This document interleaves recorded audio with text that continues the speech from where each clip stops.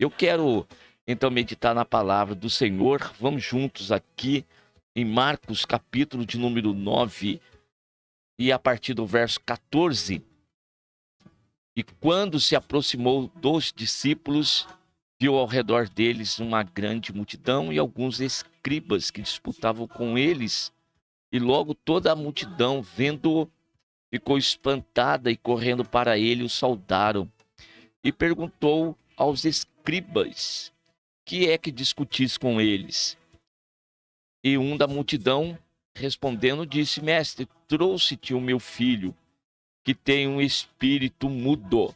E este, onde quer que o apanha, despedaçam e ele espuma, range os dentes e vai se secando.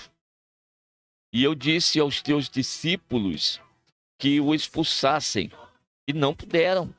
E ele respondendo lhes disse: ó geração incrédula, até quando estarei convosco e até quando vos sofrerei ainda? Trazei-mo.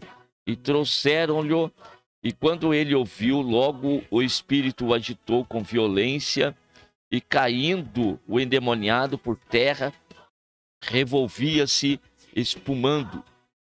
Perguntou ao pai dele: quanto tempo há que lhe sucede isto?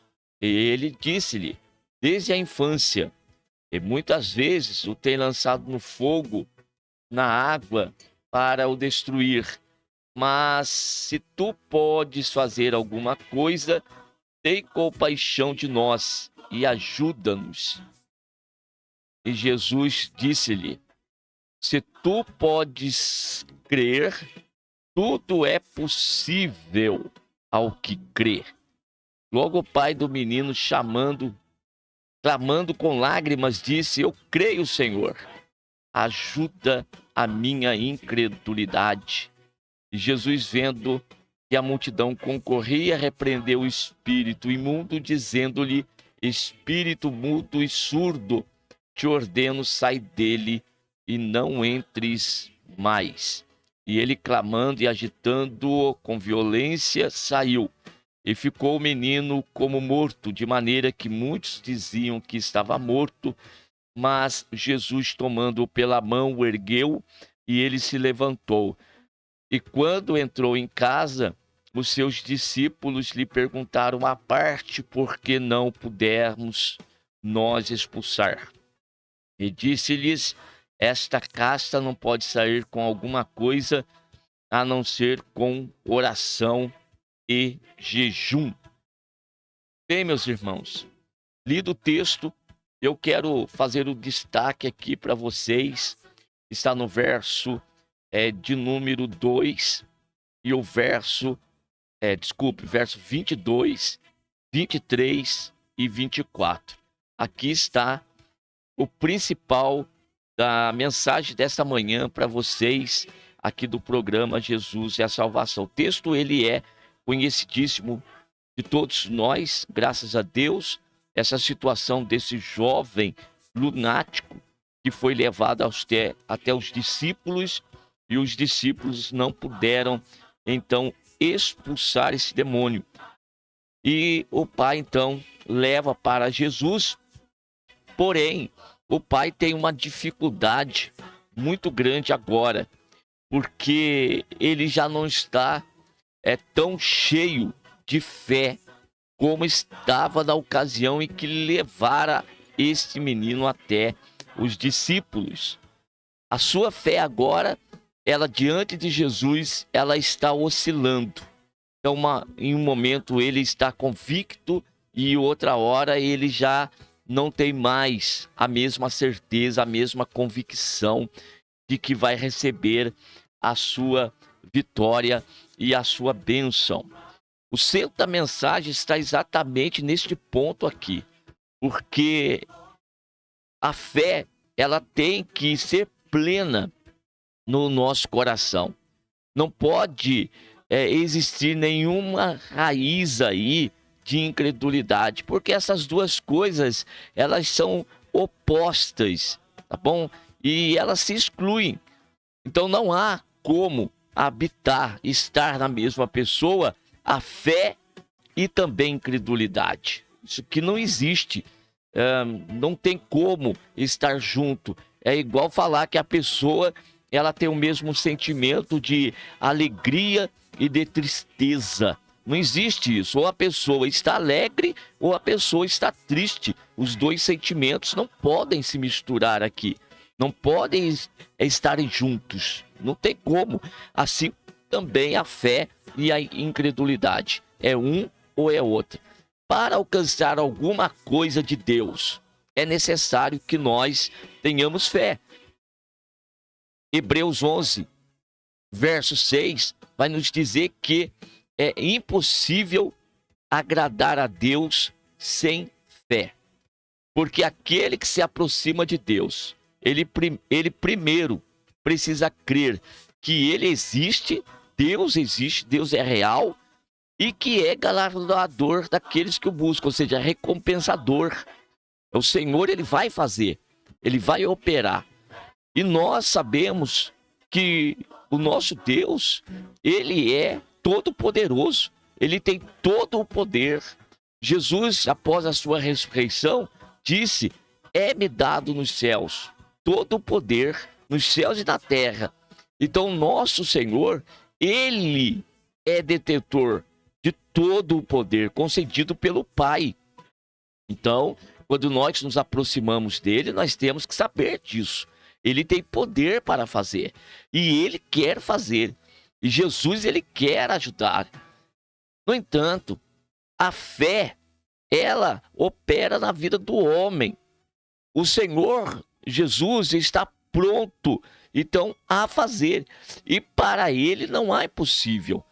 Nada é impossível para Deus. Está em Lucas 1,37. Para Deus, nada é impossível.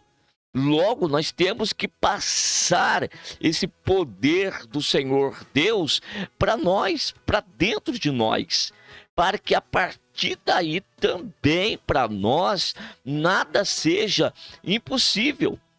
Agora, como que eu vou passar esse poder para dentro de mim?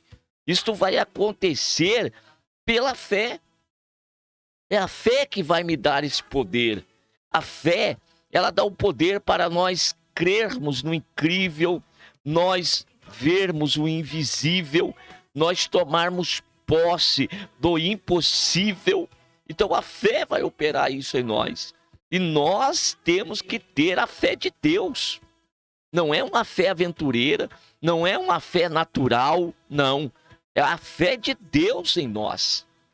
E é necessário que isso aconteça, porque a partir daí, então, vai fazer aí essa ligação entre nós e o nosso Deus, e a partir desse momento nós vamos alcançar aquilo que Deus tem para nós. Então, observemos a situação desse homem, muito interessante essa palavra, ela é, irmãos, preciosa para nós, porque aqui o homem vai dizer para Jesus, no verso de número 23, 22, e muitas das vezes o tem lançado no fogo e na água para o destruir. Aí ele olha para Jesus e diz: mas se tu podes fazer alguma coisa, tem compaixão de nós e ajuda-nos. Se tu podes. Então, esse homem estava com a dúvida no seu coração em relação ao poder que o Senhor Jesus tinha. Ele estava duvidoso. Então é claro aqui na sua fala diante do Senhor: se tu podes fazer alguma coisa. Ele colocou no campo da dúvida. Ora, Jesus estava ali, tanto é que um pouquinho atrás ele vai dizer no verso de número 19: ó geração incrédula, até quando eu estarei convosco? E até quando vos sofrerei ainda? Trazei-mo. Ou seja, Jesus, ele estava presente ali e não estaria nessa mesma situação o tempo todo. Sim, porque a obra dele era morrer na cruz e depois ele voltar para o Pai. Então Jesus vai dizer, pergunta para eles: até quando eu estarei convosco? Por enquanto eu estou, mas até quando estarei? E enquanto eu ainda estou, vocês estão sofrendo. Agora imagine a hora que não tiverem mais Jesus, não virem mais Jesus com os olhos carnais. E aí depender inteiramente da fé. Que a fé, como eu disse, eu repito, é o poder de Deus para nós vermos o invisível. Então, se Jesus estava presente com eles, eles tinham essa dificuldade, imagine a partir do momento que Jesus deixasse. Então, Jesus fala, geração incrédula, até quando eu estarei convosco? E até quando ainda sofrereis? Então, mandou trazer o menino. Aí o pai coloca essa situação diante de Jesus. Se tu podes fazer alguma coisa, tem compaixão de nós e ajuda-nos. Jesus, sim, tinha poder. Naquele momento, sim, podia fazer, assim como pode fazer. Ele é o mesmo ontem, hoje e será eternamente. Então o Senhor continua detentor do mesmo poder, mas não é o fato de Jesus ter poder é que vai ser a garantia de alguém receber alguma coisa.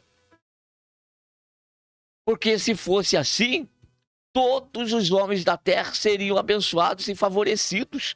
Porque ele é o Criador dos céus e da terra. E ele tem o poder. Porém, Jesus, ele veio à terra, morreu na cruz do Calvário por nós, para nos tirar das trevas e nos trazer para a sua maravilhosa luz, a fim de que nós aprendamos como viver em sua presença. Como andar na sua presença e tomar posse de tudo aquilo que ele já conquistou por nós na cruz. Paulo escrevendo aos Efésios, capítulo 1 e o verso de número 3, ele vai dizer o seguinte: bendito o Pai de nosso Senhor Jesus Cristo, que nos abençoou, já nos abençoou com todas as bênçãos espirituais nos lugares celestiais em Cristo Jesus. Ou seja, nós já somos abençoados. A bênção já está para nós. Agora resta-nos tomar posse, resta-nos chegar e possuir aquilo que é nosso, aquilo que Jesus já conquistou por nós. Agora, a partir do momento que eu coloco dúvida no meu coração em relação ao poderio do Senhor, a sua grandeza, a sua glória, então eu deixo a incredulidade entrar no meu coração. Eu coloquei uma barreira entre a minha pessoa e a dele. E daí eu estou impedido de receber. Então o que estava atrapalhando o pai de receber aquela vitória e aquela bênção? É exatamente a sua incredulidade, não o fato de Jesus não poder fazer, como ele estava colocando aqui. Se tu podes fazer alguma coisa, aí ele apela pela compaixão e a misericórdia do Senhor. Mas Jesus olha para ele e vai dizer o seguinte no verso de número 23. Se tu podes crer, tudo é possível ao que crê. Então, Jesus, poder eu tenho. Condições de ajudar você, eu tenho. Agora, Jesus quer saber, você tem condição de se ajudar? Você tem condição de alcançar aquilo que você realmente almeja, aquilo que realmente você precisa? Você está disposto a realmente alcançar, a buscar? Então é isso, a condição para receber, para possuir o impossível está no homem, não está mais, não está no Senhor. O Senhor já tem. Ele tem poder, ele pode fazer e quer fazer. Mas qual que é o problema? O problema muitas das vezes no homem, que é incrédulo, que coloca algumas coisas na mente. É por isso que Paulo, escrevendo aos Romanos, ele fala para que nós não nos conformemos com este mundo. Antes, ser transformados pela renovação do nosso entendimento. Para que, a partir daí, nós possamos experimentar a boa, a perfeita e agradável vontade de Deus. Então precisa haver uma renovação no nosso entendimento. Precisa haver uma renovação na nossa mente. para que nós possamos usufruir das coisas de Deus. Agora, enquanto a nossa mente for conformada com esse mundo, que situação é essa? Derrota. Tem pessoas que já estão acostumadas com a derrota, com a miséria, está acostumado com a vidinha que está levando, com as suas limitações. Muitos já dizem, eu sou assim mesmo, nasci assim, assim eu vou ficar. Então você não tem condição de mudança. Se dentro de você não mudar, nada vai mudar. Se você não fizer algo acontecer dentro de você, ao redor, tão pouco vai acontecer. Então nós precisamos, primeiramente, acreditar no poder do Senhor Jesus Cristo e na transformação que Ele operou em nós. E a partir daí, ter essa mente renovada. Então, transformai-vos pela renovação da sua mente. Só vai haver transformação, só vai haver mudança a partir de que a mente ela seja renovada. Então Jesus olha para aquele homem e fala: se tu podes crer, tudo é possível ao que crê. Então tá para você. Então é você que tem que se posicionar. É você que tem que se achegar ao Senhor Jesus Cristo e tomar a sua posição. Primeiro, de reconhecer que Ele é o Todo-Poderoso. Segundo, Ele realmente existe. Terceiro, Ele é galardoador. Ele vai fazer. Mas daí você tem que ter a chave com você. A chave para você abrir essa porta. Uma chave para você abrir essa torneira aí de bênção, para que a bênção seja jorrada sobre você. E qual que é a chave? É a sua fé. É a sua fé. É a condição que você se encontra diante do Senhor. O posicionamento que você toma diante dele. Pessoas que chegam diante do Senhor já chegam cabisbaixo, sabe? Aquela fisiologia já caída. Como que vai receber alguma coisa? Se posicione, tome uma posição de vencedor. A palavra de Deus diz que nós somos mais do que vencedores. Mais do que vencedores. Essa palavra não significa nada. Então se posicione. Tome a posição de vencedor. Qual que é a posição de vencedor? Assim? Não. A posição de vencedor é cabeça erguida, ombros retos, né? Olha, barriga para dentro, peito para fora. É assim que é a posição de um vencedor. É assim que o vencedor vai se posicionar. E daí chegue para Jesus e diga: eu preciso disso. Então, preste atenção nisso. Naquele momento, então, que o pai ouviu isso de Jesus, o pai, clamando com lágrimas, disse: eu creio, Senhor, ajuda a minha incredulidade. Ao mesmo tempo que cria e ao mesmo tempo expressava a sua incredulidade. Aí Jesus vê que a multidão está concorrendo ali e está acontecendo tanta coisa. Jesus vai expulsar o demônio, vai libertar aquele moço, e o Senhor opera então essas maravilhas. Mas o ensino ficou para nós, a instrução ficou para nós, de como o Senhor quer que nós nos posicionemos. E medite: tudo é possível ao que crê. Que esta fé venha habitar em você e estará em você abundantemente, e você se posicione como tal e tome posse da sua vitória. Se aproxime de Jesus com certeza de que você vai receber a sua bênção e a sua vitória. Amém?